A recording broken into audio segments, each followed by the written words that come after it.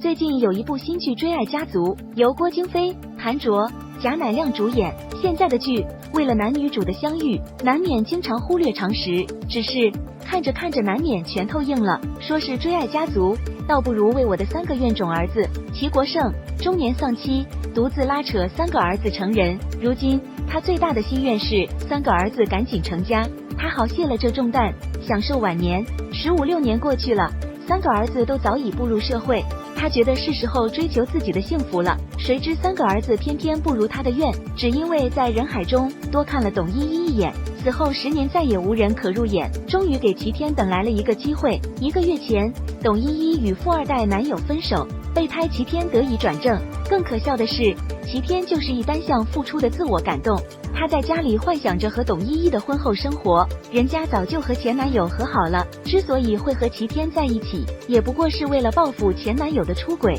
现在都和对方家长一起看房了，齐天还在做梦。看前面几集，我以为二嫂是个聪明人，给老大老三开导工作一套一套的，结果自己面对老公的事被人牵着鼻子走，完全没有该有的气势，就是一个傻子行为。贾乃亮的老大我就不说了，编剧为了强行让男女主相遇，逻辑漏洞一大堆，白瞎了郭京飞和谭卓。林之孝在顾魏的外套里发现了他去看自己演出的门票，顾魏拉起林之孝的手，林之孝心中紧张，顾魏却说他手腕损伤，应该去挂骨科。林之孝听到后有些许的失望，又有些许的放松，好在顾魏及时察觉，认认真真跟林之孝解释清楚，误会解释清楚，两人关系又进了一步。林之孝是否能理解，是否能不对顾魏发脾气，这都是父母担心反对的理由。但当看到儿子坚定的目光，顾魏的父母选择沉默。默许顾魏想要权力一事，从头到尾没有找过林之孝的麻烦。